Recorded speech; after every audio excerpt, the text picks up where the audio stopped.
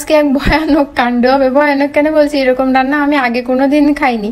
কি করে যে রান্না করবো সেটাই বুঝতে পারছি না। এই হচ্ছে মাছের ডিম, তবে আমি বারবার দিচ্ছি আর উঠিয়ে নিয়ে যাচ্ছি। মাছের ডিমের ভিতরে দেখো কতখানি তেল মাছের ডিমের সাথেই জড়ানো। এটা যদি আমি এখন গরম জলের ভিতরে দিয়ে এক্সপেরিমেন্ট করতে চাই তাহলে এই তেলটা একদম সাড়ে সর্বনাশ হয়ে যাবে। আমার বর কোথায় যেন রান্না দেখেছে, এইটা দিয়ে নাকি সুন্দর করে এরকম জলের মধ্যে ফুটন্ত গরম জলের ভিতরে মাছের ডিম দিয়ে এটা সুন্দর করে রান্না করে। তবে আমার একদমই মন সায় দিচ্ছিল না যে আমি এটা করি, কারণ আমি জীবনে কোনোদিন এইভাবে কোনোদিন মাছের ডিম ভাজা বা রান্না এইভাবে খাইনি তেল দিয়ে। আমি সবসময় এই যে তেলের উপরে বা মাছের ডিম দিয়ে সুন্দর করে ভেজে তারপরে পেঁয়াজ রসুন যা যা ঝাল ঠাল নুন হলুদ যা যা দরকার হয় সেটাই এইভাবে দিয়েছে। আমি কোনোদিন এইভাবে খাইনি। আর এই যে এতটা তেল নষ্ট করলাম মাছের তেল, এটা দিয়ে এটাই নষ্ট হয়ে যাবে, এটা ভাবতে আমার যেন কান্না পাচ্ছে এরকম। তো দেখো আমি এই যে গরম জলের ভিতরে দিয়ে ডিমটা ঢেকেও দিয়েছিলাম, তবে ডিমটা সেদ্ধ করতে করতে মনে হচ্ছিল আমিও সেদ্ধ হয়ে যাচ্ছি রান্নাঘরে।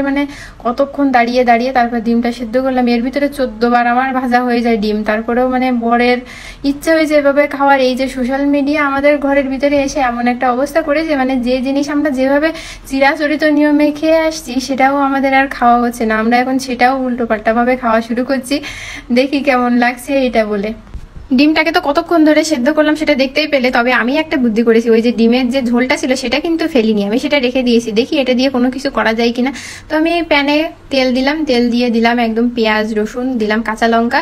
এবার এগুলো দিয়ে সুন্দর করে ভেজে নেব। আর ওই যে জলটা রেখে দিয়েছিলাম না, ওই যে জলের ভিতরে ডিমটা ফুটিয়েছি, ওই ফোটানো ডিমটা আসলে ছাঁকনিতে ছেঁকে নিতে হবে যাতে ওতে জল না থাকে। তো জল ঝরিয়ে নিয়ে আমি ওই পাশে রেখেছি দেখতে পাচ্ছ। আর একটা ফুলকো ছিল মাছের ফুলকো, সেটাই আমি আবার প্যানের ভিতরে দিলাম। ফুলকোটাও আস্তে আস্তে হোক, এদিকে নুন হলুদ দিয়ে পেঁয়াজটা সুন্দর ভাজা ভাজা করে নেব। এটা করতে না আমারই খারাপ লাগছিল, কারণ কতটা ডিম দেখতে পাচ্ছি। এটা যদি নষ্ট হয় না তবে আমার থেকে দুঃখী আর এই পৃথিবীতে কেউ থাকবে না, কারণ আমি মাছের ডিম ভাজা খেতে খুবই পছন্দ করি, খুবই পছন্দ করি। আর এটা যদি খারাপ হয় তাহলে আমার দুঃখের সীমা আর নেই বললেই চলে।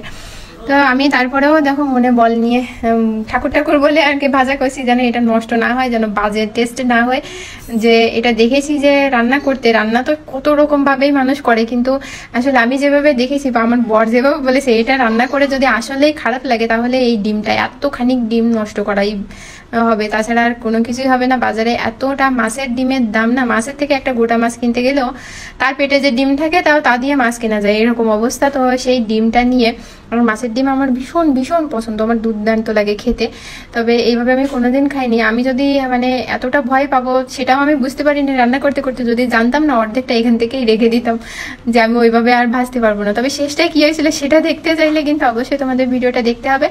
তো আমি ওখানে ভাজাভাজি করে মাছের ডিমটাও দিয়ে দিয়েছি। আর মাছের ডিমটা কতক্ষণ ধরে আর কি জাল করেছি, তারপরেও দেখো এখন একটু সেদ্ধ হতে বাকি আছে। আর লাস্টে আমি কি করেছি, ওই যে মাছের ডিমের যে ঝোলটা ছিল, ডিমের ঝোল না, যেটাতে সেদ্ধ করেছিলাম যে জলটা দিয়ে, ওটাতে তো সম্পূর্ণ তেলটাই ওটাতে ভরে আছে, তাই জন্য ওটা সেকে বাটিতে রেখে দিয়েছিলাম। আসলে ওই রেসিপিটাতে দেওয়া আছে যে মাছের ডিমটা এরকম পেঁয়াজ রসুন দিয়ে ভেজে তারপরে জল দিতে হবে। তো আমি এইখানে জলের বদলে কি করলাম, ওই যে ছাঁকা যে জলটা ছিল তেল সহ ওইটাই দিয়ে দিলাম। ভাবলাম যে হ্যাঁ এটা দিয়ে কাজে লাগানো যেতে পারে, তাহলে তেলটাও আমার বাঁচলো, তাই না? তো দেখো এখন একটু শুকিয়ে এসছে, অনেকক্ষণ ঢাকা দিয়ে রেখেছিলাম। ডিম ভাজতে কিন্তু এতটা সময় লাগে না, একটা তরকারি রান্না করতে যতটুকু সময় লাগলো এটা করতে ঠিক আমার ততটুকুই সময় লাগলো। তো এখানে দিয়ে দিলাম হলুদ, ধনে গুঁড়ো, তারপরে জিরে গুঁড়ো, একটুখানি গরম মশলার গুঁড়ো দিয়েছিলাম, দিয়ে সুন্দর করে এখন ভাজা ভাজা করছি। আর মাছটা তলা তলা পাকিয়ে আছে, তাই জন্য ওটাকে সুন্দর করে একটু ভেঙে ঠেঙেও দেবো। তো এইবার বলি কেমন লেগেছিল। এতটা ভয় করে যে রান্না করেছি, কিন্তু আসলে কিন্তু খুবই ভালো লেগেছিল খেতে। আমরা তো সারাদিন সেদিন খেয়েছি, তারপরে পরের দিন এসে সকালবেলা রিদ্ধি আর আমি খেয়েছি, রাজীব সকালবেলা খাইনি। দুপুরবেলাও রিদ্ধি আর আমি আগে আগে খেয়ে নিয়েছি। তারপরে কি করেছি, জানলার ওখানে মাছের ডিমটা রাখা ছিল।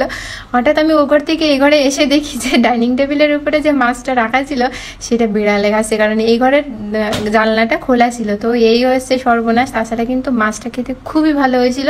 যে এইভাবে রান্না করে খেতে ভালো হয়নি সেটা কিন্তু না, অনেক ভালো লেগেছিল খেতে। তো তোমরা এইভাবে ট্রাই করতে পারো আমার মতো ভয় না পেয়ে। আমি তো প্রথমে ভীষণ ভয় পেয়ে গেছিলাম, তবে মাছের ডিমটা ভাজা খাওয়ার পরে একটু স্বস্তি পেলাম আর কি।